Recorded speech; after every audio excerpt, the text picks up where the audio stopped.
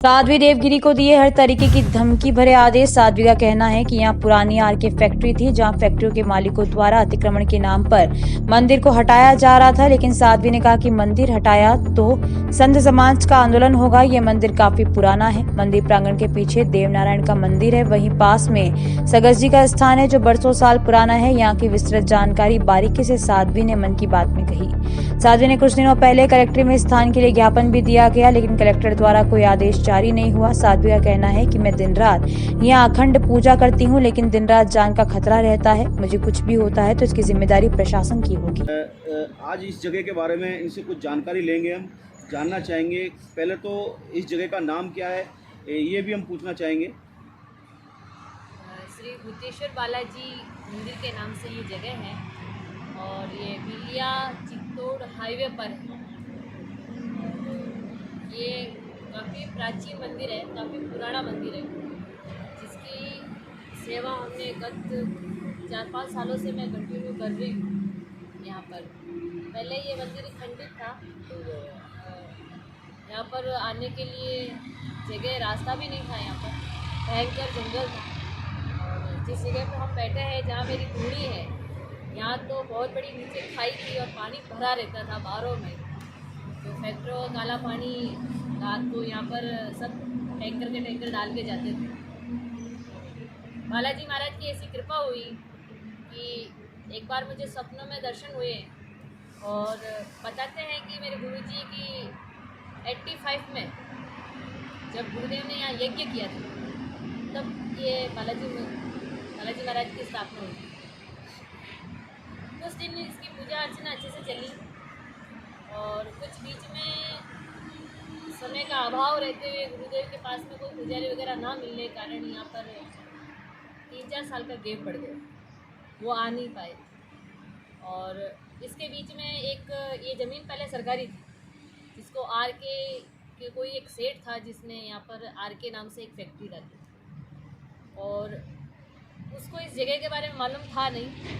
इसी जगह के अंदर, इसी बाउंड्री के अंदर एक सगस जी का स्थान भी है जो बावड़ी है और एक बहुत बड़ा प्राचीन पीपल का वृक्ष है और उसी वृक्ष के नीचे एक सगस जी महाराज का स्थान बना हुआ है। आर के फैक्ट्री वाले के सेठ को मालूम था ही नहीं। और इसी ज़मीन के अंदर पीछे के साइड में, बालाजी के पीछे की जो बाउंड्री है, उसमें देवनारायण का मंदिर भी बना हुआ है, देवनारायण भगवान का। वो भी काफ़ी प्राचीन मंदिर है जो अभी तक उसके पट बंद है। कोई बाहर त्योहार कोई भगत आते हैं और वहाँ पर पूजा अर्चना करते हैं। बाकी तो क्या वो मंदिर भी इसी तरह से बंद है। और भविष्य में अगर ये मंदिर का अच्छी अर्चना पूजा होती रही तो आगे का हमारा विचार है कि देवनारायण भगवान के मंदिर के भी पट खोल करके उनका भी साफ सफाई अच्छे से करवा के और थोड़ी सी वहाँ पर भी कोई पुजारी रखते हैं, पूजा अर्चना वहाँ पर भी चालू। बिल्कुल ये सत्य बात है।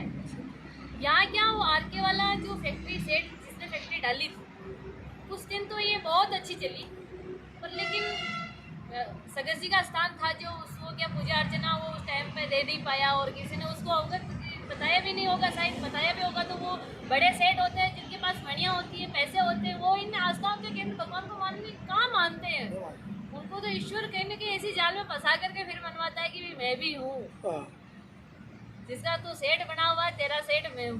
तो उसमें ये हुआ कि भी वो कुछ दिन तो अच्छी चली आर के फैक्ट्री, फिर उसके बाद 2-3 साल बाद में क्या दिक्कतें आने लगी। जैसे ग्यारस होती थी तो ऑटोमेटिक ही मशीनें चलती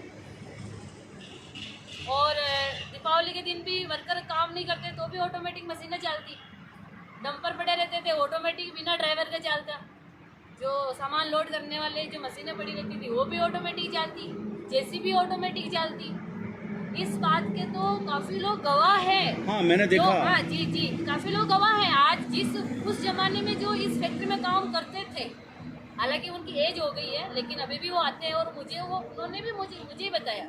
मेरी चर्चा हुई थी काफ़ी बुजुर्ग लोगों से, वो मेरे को ऐसा कुछ बताया उन्होंने।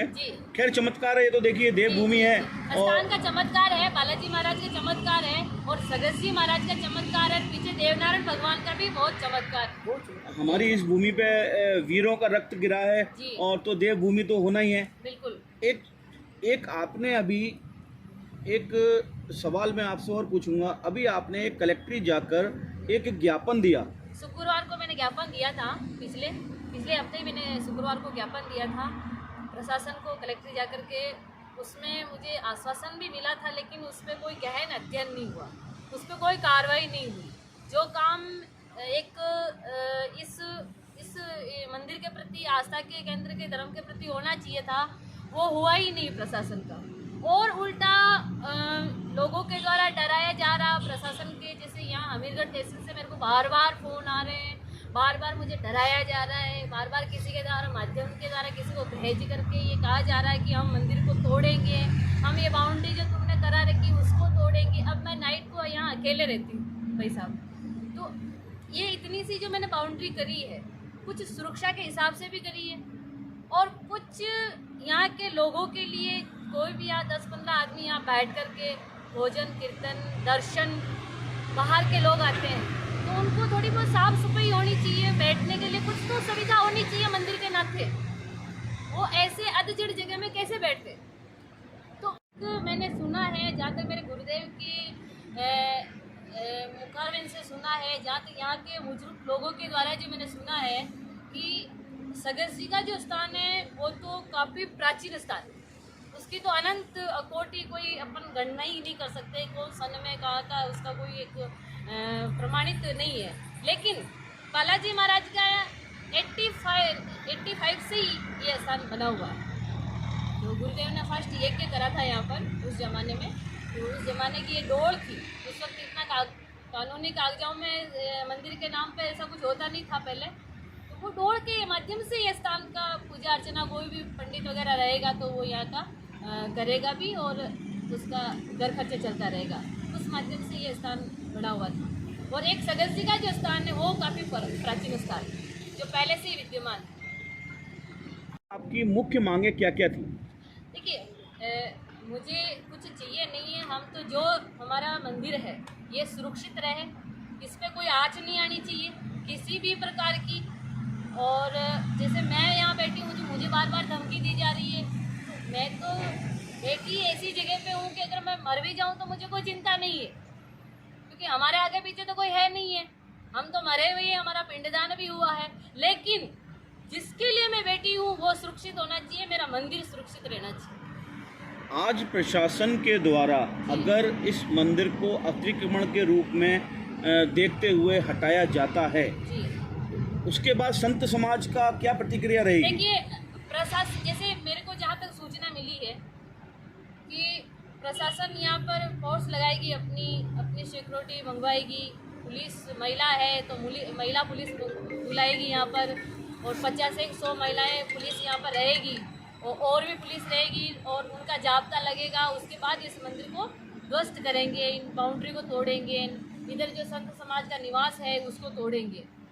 तो इस तरह की जो मेरे को बार बार बातें मेरे सामने आ रही है, अगर इस तरह से कोई, अगर ये प्रशासन के द्वारा इस तरह का हमला होता है, मैं तो हमला ही कहूँगी, क्योंकि पहले से संत बैठा है, धूनी चल रही है, भगवान का मंदिर है। या तो आप ऐसा रास्ता निकालो, तो रास्ता निकालेंगे तो उनकी फैक्ट्री है, वो फैक्ट्री का बिजनेस चालू करें, हमें कोई दिक्कत नहीं है ना, हमें इस जगह से हमें कोई लेना देना नहीं है, जगह का हमारा कोई पट्टा रजिस्ट्री नहीं करवानी है, हमारे नाम पे नहीं करनी है, हम भी किसी के नाम पे नहीं किए, पट्टा रजिस्ट्री हमारे किस नाम की है, तो जगह से हमें नहीं लेना देना नहीं। लेकिन जो मेन मुद्दा है वो है मंदिर का, मंदिर सुरक्षित रहे, संत निवास है ये सुरक्षित रहे, यहाँ भक्तों के लिए आवागमन जो होता है उन पे कोई आँच नहीं आनी चाहिए। अगर ऐसा होता है तो आपके पास कोई लिखित में नोटिस या? जी, मेरे पास लिखित में नोटिस है, बिल्कुल। अगर प्रशासन के द्वारा इस तरह से अगर कोई ऐसा उन्होंने इसको अतिक्रमण के रूप में अगर हटाते हैं तो फिर जुना अखाड़ा आएगा, और यहाँ पर फिर एक तरफ तो प्रशासन की पुलिस वो रहेगी, एक तरफ हमारे संत रहेंगे, और जो फिर दृश्य होगा उसकी समस्त जवाबदारी, फिर मैं कह रही हूँ, किसी और की नहीं होगी, और अगर किसी की होगी तो प्रशासन की होगी, आर्थिक भी होगी और शारीरिक भी अगर कोई हानि होती है तो समस्त जिम्मेदारी प्रशासन की होती है, क्योंकि मैंने पहले ही इसके ऊपर ज्ञापन दे चुकी हूँ, इसका कोई रिएक्शन मेरे पास में आया नहीं है। अभी एक